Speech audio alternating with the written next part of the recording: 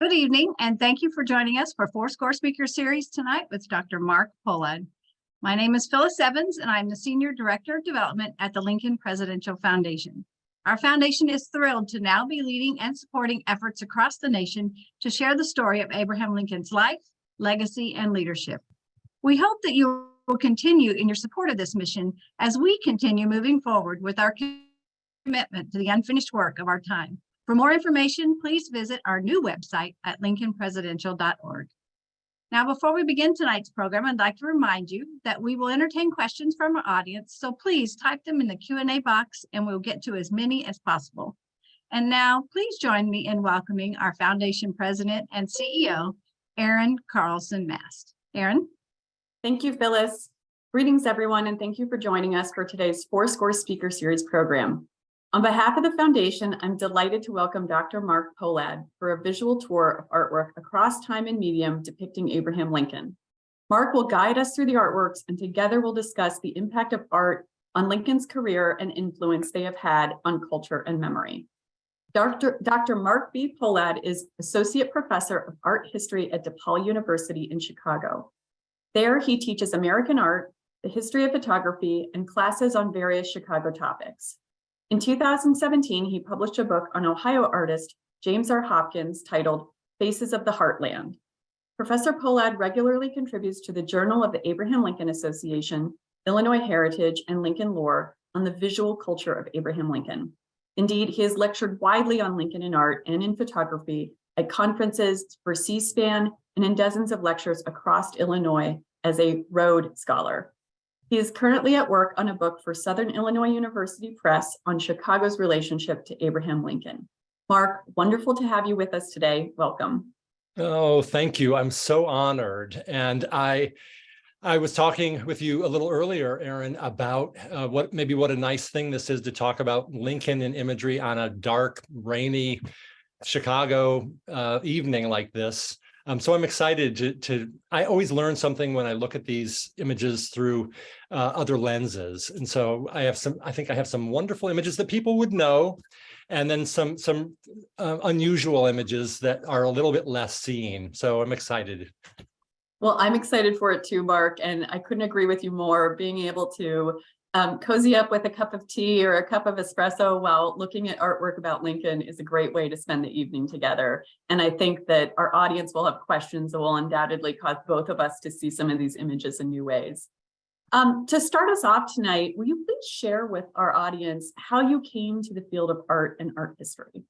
Yes, thank you. I have a twin brother who has the artistic gift. And when we were very little, we got free classes at the Toledo Art Museum, which is where I'm from. And so the Toledo Art Museum is so good. If you have never been to Toledo, visit the museum and the zoo, maybe. Those are our great attractions. But it's a wonderful Rust Belt museum with great examples. So I spent a lot of time at the museum admiring my brother's talent and then the art of history. When I got to college, if I took art history classes, we actually had to get on a bus and go to the museum for classes there. And I had always been interested in history, but I was a little more attracted to kind of visual culture. And as it turns out, I eventually went to graduate school on the East Coast, and I don't know. People imagine that I'm an artist and that I somehow got interested in the history, but in fact, I've just always been interested in history and what history looks like. And so, but yeah, so I have never regretted it. Excellent. And what inspired you to research and write about depictions of Lincoln in art in particular? Yeah, well, Lincoln and his family were supposed to have visited a building at the end of my alley. I'm not so sure that they ever did, but that was good enough for us. So growing up in the neighborhood, we always imagined, hey, there was a hotel that Lincoln and his family stayed at overnight. And one day I'd like to research that in depth, hopefully to prove that it happened to my little suburb. But then, so I had always had an affection for Lincoln because I was interested in the Civil War era. and he seemed almost Shakespearean in his time and place and behavior. It just, the story was so compelling of his life and assassination and the Civil War. But then around 2008, a call came out to academics from the Illinois Humanities Council asking if people would give lectures with the idea that the bicentennial of his birth was coming. And so I got interested and put together some lectures and then started traveling around the state. That's when I found out how big Illinois was, because Monticello Library would say, "Hey, come down and give your talk," or Effingham or Quincy, or and so. But I also learned to love the state, and it occurred to me the other day that I've lived in Illinois longer than anywhere else in my life. So I'm proud to be from the land of Lincoln, and so it really has been good to me. And the Lincoln community, as you know, Aaron, is so kind and smart and fun, and so they've really welcome anybody that shows an interest in Lincoln. I agree with that. Well, I'm excited to start seeing your the slideshow that you have, and so for our audience's information, there's going to be a lot of visual depictions here, and we will be having a conversation while Mark leads us through them as well, and we will be saving that time for Q&A at the end. So Mark, go ahead, get us started. Here we go. Let me share my screen. And okay, wonderful. Does that look about right? That does, yes. Okay. I put my information up on a title slide. Actually, let me turn off my closed captioning. Okay, I put my information up on a title slide so that you can contact me if you'd like, and we can keep the conversation going. Or if you know something about a Lincoln image or have a question, or indeed about anything that I say tonight. So please reach out if you have any comments or things like that. So very good. Let's get started. Well, first, I should say, we'll get eventually to the St. Gaudens, which is behind the Chicago History Museum, because it's magnificent. And I'm not just saying that because I'm a Chicagoan, but it really is one of the best Lincoln sculptures anywhere. So we'll get to that eventually. But let's start with an image that shows maybe the most skin of any image of Abraham Lincoln. And it's a mysterious work because we don't really know much about its circumstances, but it's huge. As you can see, 8.5 foot high, and in the collection of the Chicago History Museum. A giant image, we assume, that was part of the campaign of 1860, and it comes from an Indiana family. And there's some legend that it actually appeared was taken into battle and had bullet holes that riddled it, but I think that's been disproven. And we just found out very recently that an artist named Chambers is associated with this image, but we don't know anything more than that about which Chambers or the circumstances of its creation, but it's big enough to be a campaign image, and shows that first iteration of Lincoln as rail splitter. Now, Lincoln split rails. Everybody that worked in rural America split rails. But at the Decatur Republican State Convention, a man named Oglesby felt that Lincoln needed an identity that would connect him to the working class. And so they gave him the moniker of rail splitter. Then in Decatur and also in Chicago during the presidential nomination, people produced rails that he had actually split. And so the rails were paraded as a kind of prop to give him this identity, which is ironic because, Lincoln wasn't so thrilled about his background and he wanted to overcome this kind of image. But in fact, this did help him as a Western candidate, the first presidential Western candidate, find some connection to the rural population. So what a quirky image. Can you see, if you look closely, way back in the distance, there's a ghostly building. You see a flatboat. which kind of relates to Lincoln's own past with flatboat trips, but also the White House is back there. So it literally tells the story from rail to water transportation to the presidency in this image.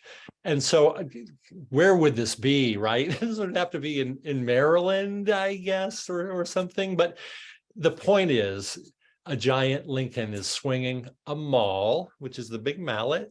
And that's how you split rails, not with an axe, but with a maul and a wedge. Lincoln did a lot of this. You do see an axe, which is sometimes used to cut the bark off or to finish off the splitting. And you see another wedge to the lower left. But what a wonderful image. And you know, as an art historian, we start thinking, where did the artist get this image from? Well, by the way, here's a detail, which I should have shown as we were talking. Oh, that's really helpful. Yeah. And then I think this was probably based on one of the only photographs that was known of Lincoln at the time by a photographer named Fassett here in Chicago.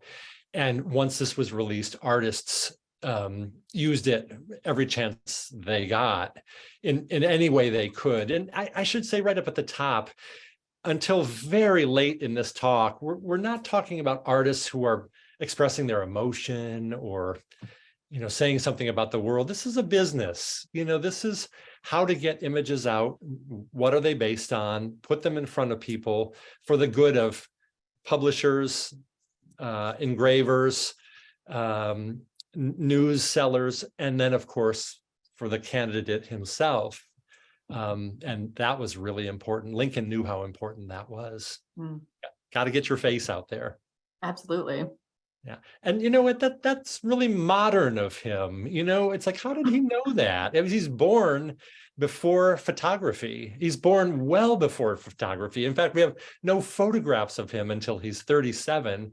But how did he know? It's like, if I want to win, people have to connect to my face. You know, I have to get my image out of there. It just seems so sophisticated. It's wonderful.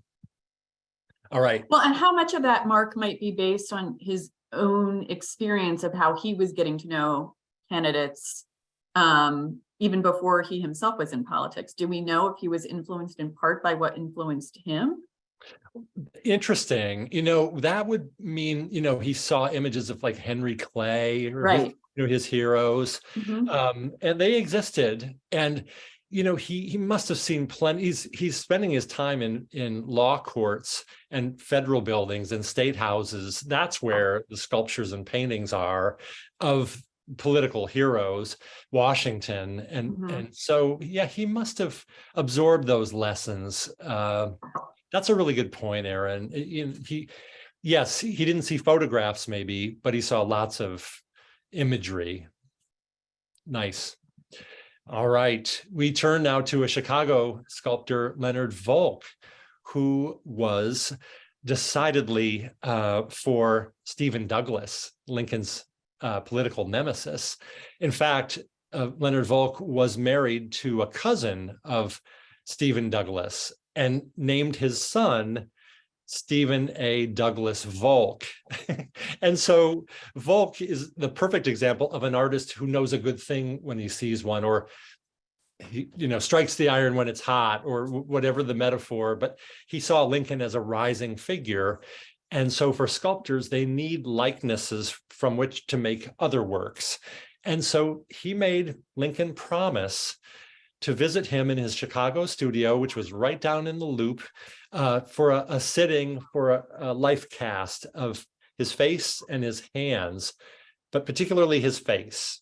And so when you get a promise out of Lincoln, that's a pretty good thing. So sure enough, Lincoln was in town for a law case and eventually showed up in Volk's studio, and Volk made Lincoln put straws in his nose so he could breathe for 45 minutes, and then wet plaster all over his head. And then this is the torture part. Lincoln couldn't talk for an hour, which I think was really hard because Volk was a great talker and had been to Italy for his training. In fact, Douglas paid for his artistic training in Italy. And at some point after an hour, Lincoln bent over and started to crack it away from his face. And it pulled out his little temple hairs, and Lincoln shed a tear, which made them both laugh. But from that mask, Volk could make copy after copy after copy. And again, it's so funny when people ask me, well, where's the original, for any sculpture in the 19th century? It's like, the original doesn't much matter. It's all the business and commodity that these copies could take. And in fact, Volk never thought of the life cast itself as a work of art. So it went missing for a couple of decades, and then it was found and eventually cast in bronze by a number of subscribers. Oh, I didn't know about that. Yeah. Yeah. I got to tell you, Great story. Hearing about the process of it getting made, it never gets easier. I always just reflexively wince when I hear about the hair being pulled from his temple. So, yes, but I'm glad that you told that story because and having a life mask made for Thomas Jefferson almost died, literally having he started choking, and it was really, oh my gosh, panic inducing. But it makes you think, like, Lincoln was such a good, I mean, again, this is the son of a dirt farmer, and then he becomes this gracious sitter for almost every artist and photographer. There's even an 18-year-old photographer that went chasing him down the street after the almanac case that Lincoln won in grand fashion. Sir, can you please pose? Oh, son, I'm so tired and I want to join my friend. Oh, please. Well, okay. And he's just such a beautiful, kind, complicit, participant. Accommodating. Yeah. So anyway, Volk went down to Springfield the day after Lincoln's nomination here in Chicago to cast Lincoln's hands. And I think it's because Volk knew the sculptures would involve him holding a scroll, probably eventually it would be the Emancipation Proclamation, that he said, sir, we got to have you holding something. Lincoln went out to his barn, sawed off a piece of a broom handle, and that's how he is shown here holding that little piece. And in fact, he did such a nice job. Volk said, oh, you didn't have to go to that trouble.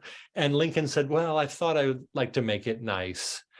Which is like something Lincoln never says about anything else. His hair, his suit, I thought I would like to make it nice. So, but yeah, so the hands then kind of followed.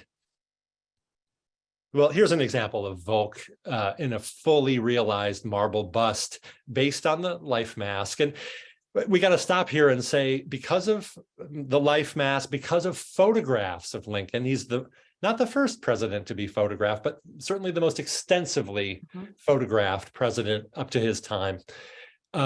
Artists knew what he looked like, and our images of Washington, are kind of all over the place. We don't really have a firm, clear, definitive idea of what Washington looked like. But for Lincoln, every artist had to get the mole, the curving nose, which I'll show you in a minute, the lip that goes up on one side, the smaller face on one side, which is from a condition called craniofacial microsoma, which can lead to depression, actually. But all these things are recorded so that artists can use those things as a recipe in their faces of Lincoln. And so Lincoln looks like Lincoln in art and in photography. Yeah. This is the second photograph ever taken of Lincoln. We'll get to the first. Here he is in Chicago for a law case. His friends ask him to stop in one of they would have called them galleries along Lake Street. That's where all the theaters and photographers' galleries and the kind of bustly, pleasure district. And he sat for Alexander Hessler, who was a Canadian who'd come to Chicago from Galena.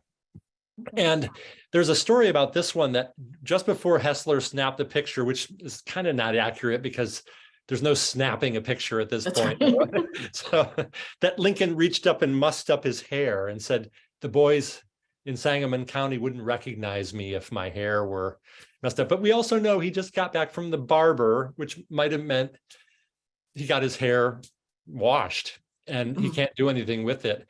But this is a really interesting image, and Hessler knows to capture his profile, which is striking, beautiful, right?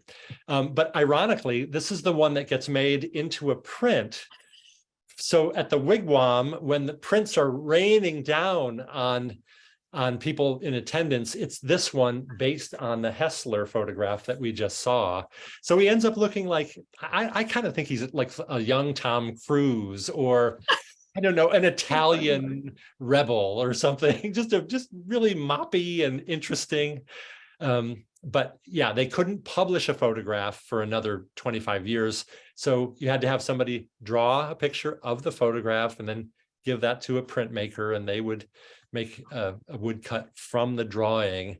But it's interesting that it still looks like Lincoln. It's wonderful. So You're right, it does. It's definitely not a stuffy picture. No. Yeah. Right, exactly. And I was looking at this, maybe you all can help me with this. Isn't it interesting that the little banner underneath the image says state sovereignty, national union? Now we know Lincoln wanted to preserve the union at all costs, of course, but the state sovereignty, that's more a Stephen Douglas kind of platform. Yeah, that's interesting. Yeah, isn't that something? Maybe it made him a little more palatable. All right. At some point, Lincoln goes to the East Coast, is invited to speak at the Cooper Union, and that's his testing ground for New York and East Coast audiences. And we know he's awkward at the beginning, and his language his accent betrays him.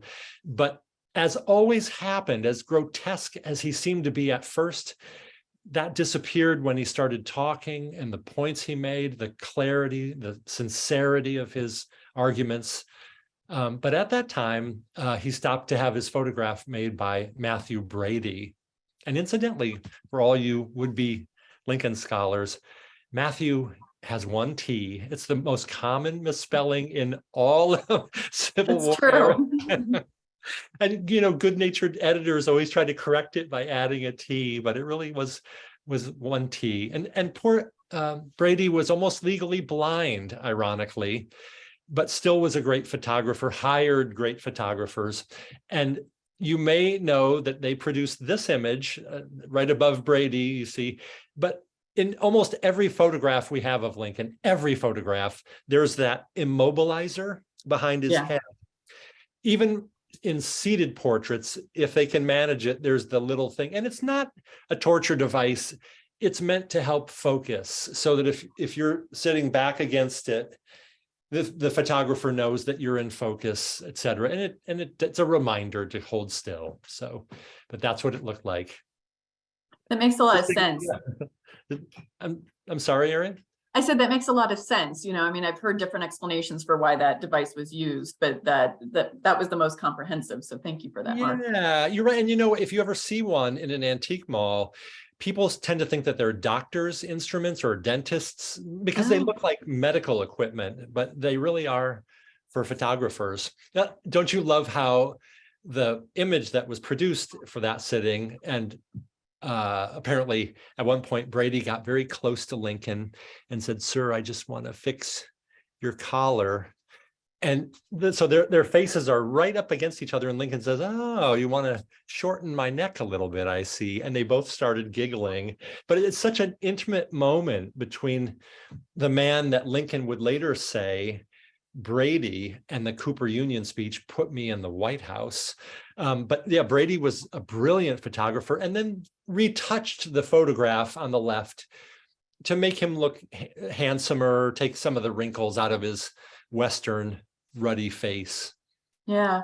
Well, you just made that comment about how, what the the photograph and the speech being what put him into the White House. And you've shown us just now a series of images of Lincoln depicted using a variety of mediums, some ancient marble bust, and then some which were relatively new at the time, as we talked about with photography. And you have everything in between that as well, lithography, oil on canvas, bronze. Some of these are vibrant, warm, informal. Certainly not the marble bust. I don't think of that as a warm or vibrant medium. Beautiful, classic.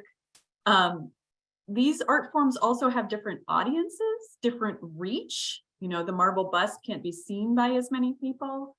And all of these are based on something he agreed to sit for, you know, so he knew this was happening, at least the original life mask, the original photograph that other lithographs and things were based on. So here's my question. Based on your research, was there strategy behind this? Was Lincoln just accepting every opportunity because he was just being accommodating, or was it actually, was there some intentionality behind it? Do we know? And do we know which was most successful and or positively received? Yeah, these are good questions. I'd never really thought about it like that, Erin, the range of media and a different kind of reception for each one. So right, there's a huge difference between a marble. I mean, just working in white marble, artists and viewers know that's a different, it's like listening to a classical symphony as opposed to, like, you know, a band in a bar or something like that. But you're right, it had incredible reach. I don't know that Lincoln was aware of that, but other people, we do have people that say, like, my God, he's saturating the country in images. Yeah, we have people that actually have put that in writing to say, like, every manner of image of Lincoln, even like campaign buttons. This startled me a little bit. If somebody asked you, when do you think the first photographic campaign buttons appeared, that people could wear an actual photograph on their garment, I think I might have said, I don't know, like Franklin Roosevelt, maybe Coolidge at the earliest, but no, it was Lincoln. People cut out the Cooper Union photograph, the head, and made it into a little brooch. And so, my God, they're brilliant at it. But it's not just Lincoln, it's the people that are selling these images too, and it's in their interest to sell as many as possible too.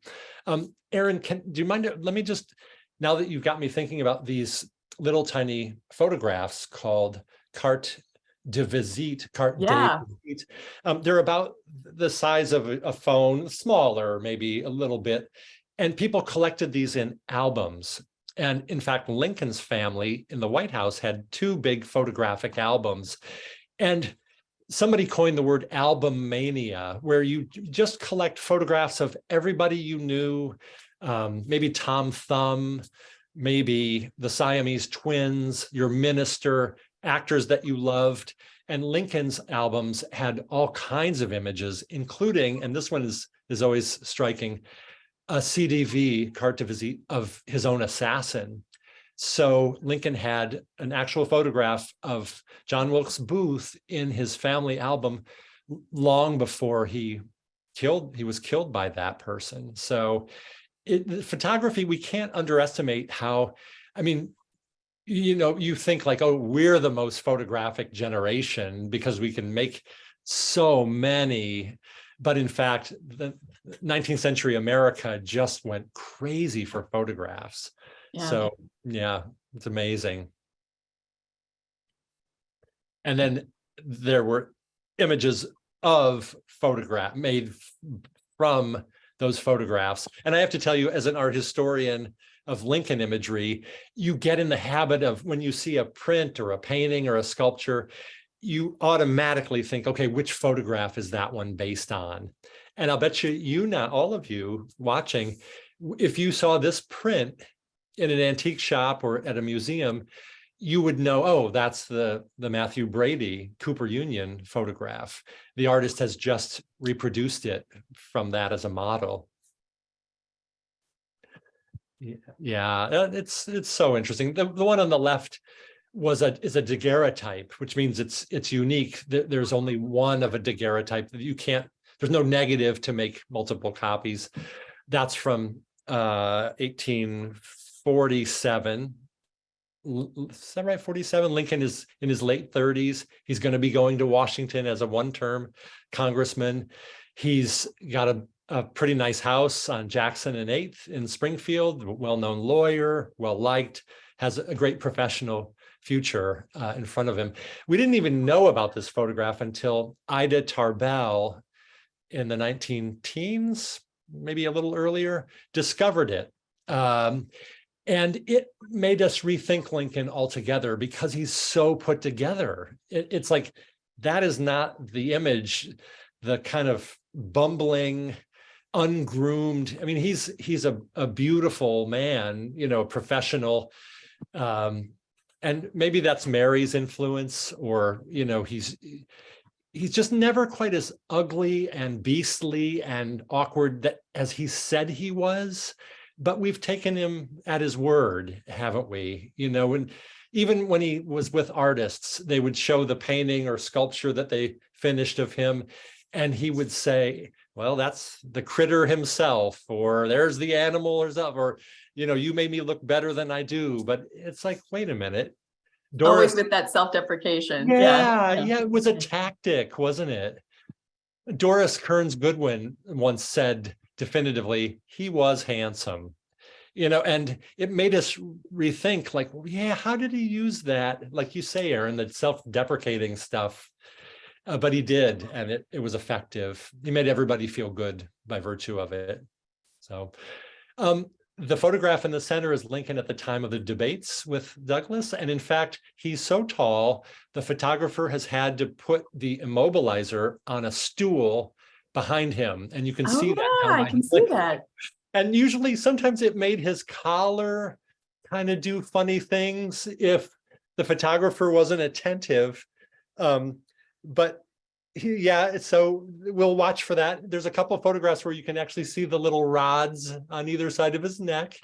And then the photograph at the far right appeared at the very end of Lincoln's life, a rare image, both with a child of his, with Tad, but also Lincoln wearing glasses. We only have, I think, is this the only image that Lincoln is wearing his glasses?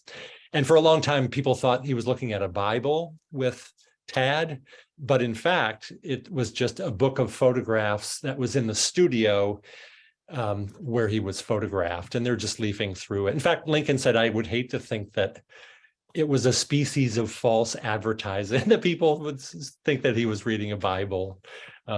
That's interesting, Mark. And one of the things that jumps out at me looking at these photographs is, so it's a new medium, but these very much feel like in the style of classical portraiture, and that there are certain poses and props that go along with what you're trying to convey.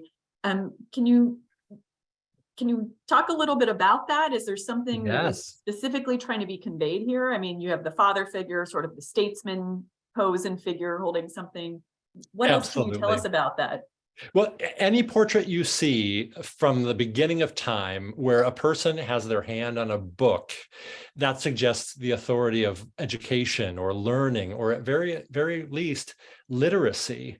And so, right, Aaron, your radar is spot on there. It's to suggest his authority in the law or in literature or anything like that. And it looks like he's actually holding a document. I'm not quite sure what that could be and why it would be in a photographer's studio, but it's conceivable that it's a speech. We see the Gettysburg, I guess it's Edward Everett's Gettysburg address in one photograph. So it's not impossible that it's connected to the debates.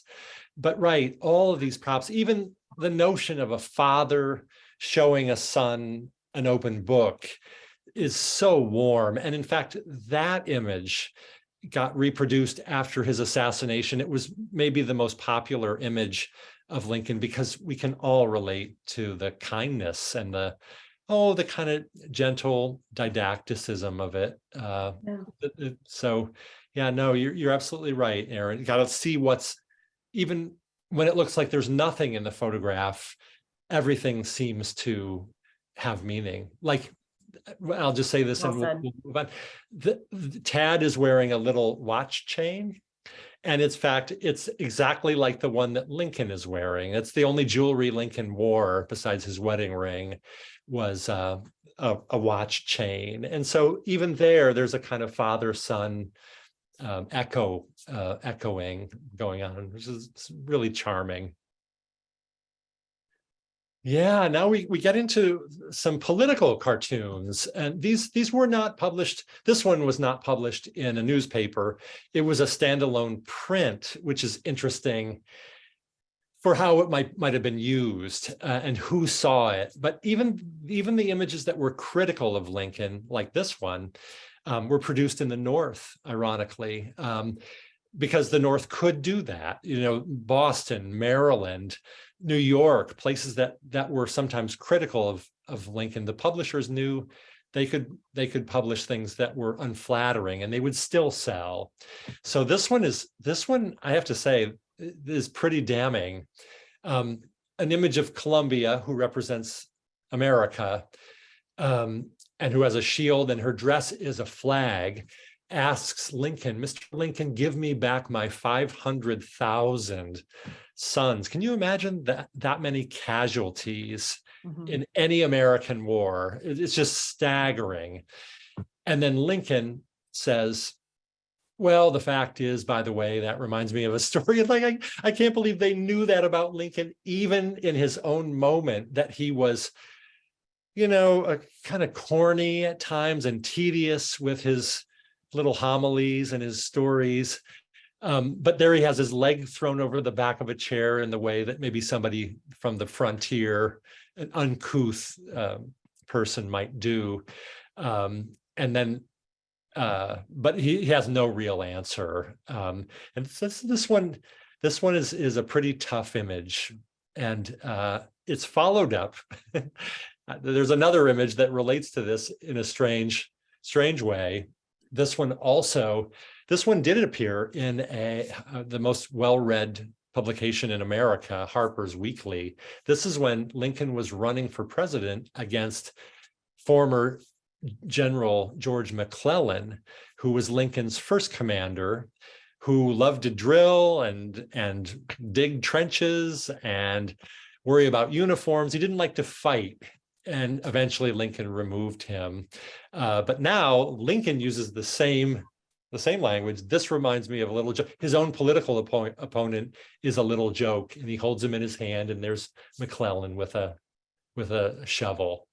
And I love the look on Lincoln's face.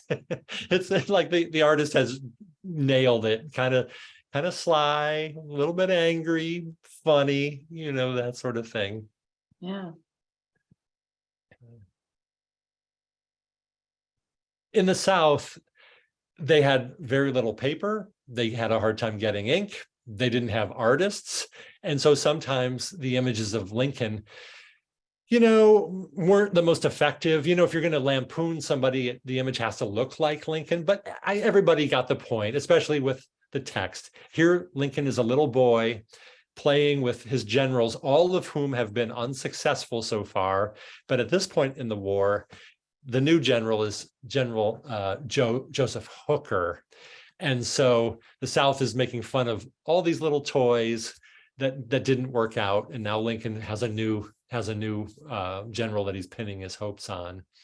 So, and there you can see the other dolls have names of generals that didn't work out. And I assume the sign in the back that says proclamation is a reference to the Emancipation Proclamation. Yes, isn't that interesting? Yeah. Like somehow that relates to the generals, but it's got to be in there in the South, doesn't it? So Absolutely. yeah, that's really interesting. Good eye. When Lincoln was in the White House, an artist came to live with him, actually lived for 6 months. Francis Carpenter lived in the White House for 6 months, studying Lincoln, taking photographs of Lincoln and all the cabinet members to make a grand image of the reading of the Emancipation Proclamation before the cabinet. And what a task, first of all, and how to do this in such pictorial political terms. Like, how would you position all these cabinet members, some of whom were hostile to the proclamation, others who were supporters? Eventually, Carpenter arrived at this image, which he couldn't stop painting, so he kept touching it up long after it was finished, and it got greener, muddier, less distinct. Lincoln's head suffered from the constant retouching, but there you can see the whole cabinet. Edward Stanton on the left, Salmon Chase standing, Lincoln, and then Gideon Welles, Secretary of the Navy. Seward is on the opposite side of the table as the cabinet, but closer to Lincoln in some ways. Caleb Smith, Secretary of the Interior, Monty Blair, Postmaster General, and then way over on the right, the person that was probably the least thrilled about the Emancipation Proclamation, Edward Bates, the Attorney General from Missouri. And this is a pretty effective image. All the bric-a-brac, the sword, maps, a portrait of Andrew Jackson in the background. And then on the far left, the Secretary of War, Simon Cameron, who had died. But interestingly, the print that was made of the painting, now again, think like an artist. You make a painting, you can sell it once. But if you have a print made of a painting, that can be produced infinitely, and those can sell for, well, the first ones were $100, and Lincoln was the first subscriber. And then they would take the subscription book to the generals. Do you want to show your patriotism? Because look, Lincoln wants one. Grant had signed, the cabinet members have signed. So, and they went down from there, $75, $50, $5, $10, $5 for these prints. And the print is better. It's clearer. It's a copy of the painting, but it's a little better as a work of art. Lincoln looks more like Lincoln, but yeah. So I think you know the circumstances of the reading of the proclamation to the cabinet. Lincoln didn't ask for anybody's help in drafting it, and just read it to them after he had told a funny story from something he had read earlier in the day. A story by Artemus Ward, just a humorist. And then at some point, Seward says, "Sir, don't you imagine this would have greater effect after a decisive Union victory?" Which was true. But most of the people in this image hated this image. They thought that it was unfair to them in whatever way. Why am I so far away from Lincoln? Why am I sitting? Why am I standing? It's that these were all bitter kind of colleagues. And in fact, Mary Lincoln called this picture the happy family. That's funny. She's so cool. I had never heard that part of it. Well, and it's interesting too, Mark, because you would think that someone might be more upset about unflattering political cartoons that are taking a dig at them. And even though this image was reproduced extensively, you just made an interesting point about, or that made me think about the context, that this is really an image that was created for posterity. Yes, you're so right. And so is that, if they expressed that they were upset about how they looked in this image, how much of that is tied to how they see their own legacies? I guess it's more of a rhetorical question. But yes, I wonder if you have thoughts about that. But I mean, I think everybody, starting with Lincoln, had a sense that they were in an incredibly important historical moment, and that whatever they did, however they presented, is how history was going to remember them, which is something I don't think that politicians in our present moment think about. In fact, haven't you heard politicians say things like, well, I'm going to be dead, I don't care, but I think back in that time, artworks were powerful, they were rare, pictures were true. And so I think they were much more conscious of even men's hairstyles for politicians. I mean, even Lincoln, I should grow a beard, for a little, to suggest more maturity or authority. I think they were much more sensitive to that. I think you're right about that. Yeah. So, yeah, no, absolutely. Eventually, Congress bought the painting. It's in a stairwell in the Capitol, but the print, went all around the country. In fact, Lincoln didn't live long enough to get his $100 print, which is heartbreaking. But we do have photographs of all of these figures, more or less like this, who posed for Carpenter, and then he worked from those photographs. But you know what? I see we're getting kind of close. Yeah, we are. And we have This- a lot of great questions rolling in. So We do. And, Yeah. maybe this was my tactic, Erin, if I could come back Go and for do it. part 2 or something, we'll finish up. Oh, we could certainly do that as well. Yeah. Do Can you want I? to, Yeah. are there other images you want to go through before Just we? this one, because I love to end with a woman, and especially a woman from our time. This woman, Josephine Cobb, was an archivist in the 1950s, 60s, 70s in Washington. And she was looking for a photograph of Lincoln at Gettysburg, and probably thought Lincoln would be in this image. And so she had it blown up, blown up, blown up, blown up, until finally, can you see where this comes from?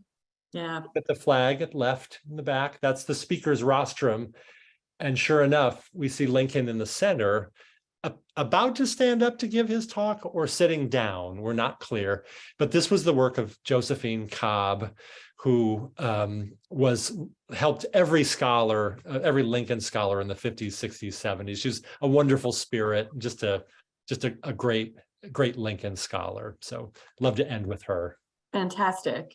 Well, and it might be that we jump ahead to some of the images of sculpture if you want to, because some of these questions relate to sculpture and monuments. So one question is from Ed Daring, I hope I'm pronouncing that correctly, who asked if there are any Lincoln monuments in any of the former states of the Confederacy. And I know for a fact there's at least one in Virginia, in Richmond. But Mark, do you want to comment on that? That's the only one I know. And that's such a good question. There must be, but they also might be, in schools, or he might appear in a cafeteria mural, from the Depression era. But it's so funny. We used to think that Lincoln was mourned in the South, to a great degree, and there was some mourning, but now, some scholars have come forward. Barbara Hodes, I think her name is Marcia Hodes, Barbara Hodes, who has discovered a lot of animosity in the South after Lincoln's assassination. And it might just been enough, even if it wasn't, expressed all the time, it might have been enough to it might have been a quiet understanding that, we need a statue of Jeff Davis, or Robert E. Lee. We don't need a Lincoln, but there is that one, and there must be more. There must be more. And Ed, if you know of them, please contact me. I'd love to learn that. Yeah, and I know that even the one in Richmond, from friends who worked down there at one point, it was subject to vandalism after it was installed and dedicated for a time too. So the second question is from Greg Gocek, who notes, as a theater devotee, Lincoln may have found drama to be his favorite art form. Was he interested in any other arts to the extent of being his personal hobby or recreation? And I know that he did write some poetry, but Mark, do you know of him dabbling in any visual art or any other art forms? Yeah, that's a great question. You're so right about theater, of course. And the thinking is that he was colorblind, and he had a hard time matching his socks. I don't know that that's true, but he felt and said often that he had no sensitivity for, the visual arts, but he was creative in his own way, wasn't he? I mean, and you must know that he could imitate voices. He might have been an actor in any other life, right? He could do Irish accents and sadly Black accents, and loved story. He was a raconteur and told stories, and was a real ham in some ways. And Erin, as you say, he wasn't a bad poet, and deeply appreciated. He could bring himself to tears reciting poetry. But in terms of the visual arts, I don't know that I would love for him to even mention a painting or, a particular sculpture of anyone else that he admired. And in fact, I was just thinking today, as a boy, what were the first pictures he saw? and it might have been in the dictionary, the Noah Webster's Speller, it was called, or maybe Parson Weems's biography of Washington. Washington, yeah. Or Robinson Crusoe, or the Arabian Nights. So, but yeah, he didn't really speak much about imagery. Yeah. Robert Flood asks, would Abraham Lincoln have been aware of the success that William Henry Harrison had in capitalizing on a so-called log cabin background during his run for the presidency in 1840?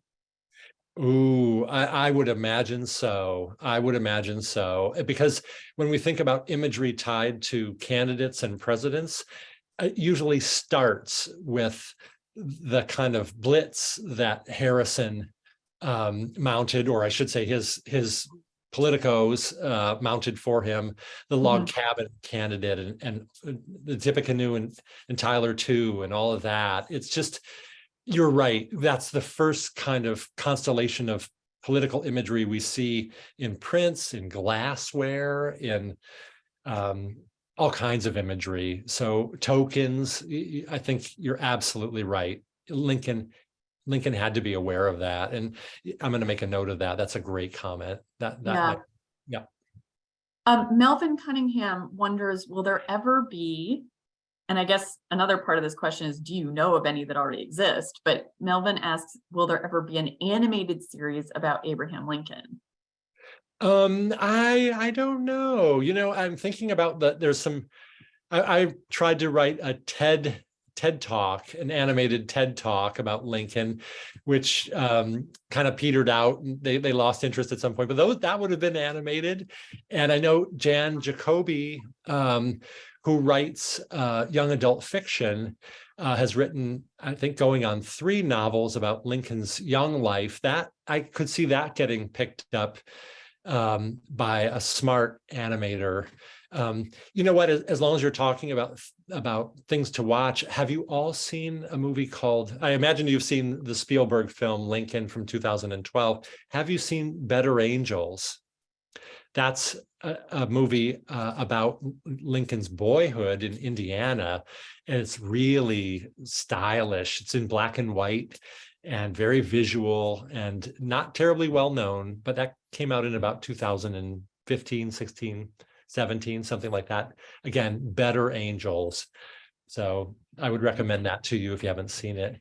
There's also, there was a children's picture book that had a great style to it, almost woodcut-like, called Abe Lincoln's Dream, that came out maybe a decade ago. And there's an animated version of that. I remember when that came out, but an actual series, I'm not aware of any that have happened in the past.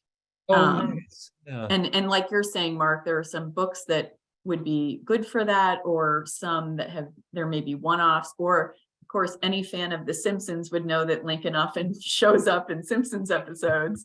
But that's not a series about Lincoln. But that's an interesting question. It is very interesting. Yeah, Peter Kolakowski notes the life-size painting of Lincoln is now in the National Portrait Gallery in DC. Can you please comment on the story of that portrait? And I knew you had that ready. That was our next one, actually. There you go. Well timed. This is real news, actually. The Hartley Dodge Foundation has had this since the 1930s. It's by an artist we know so little about. He may be Dutch-American, Travers. And it's one of 3 full-length images of Lincoln from life, apparently.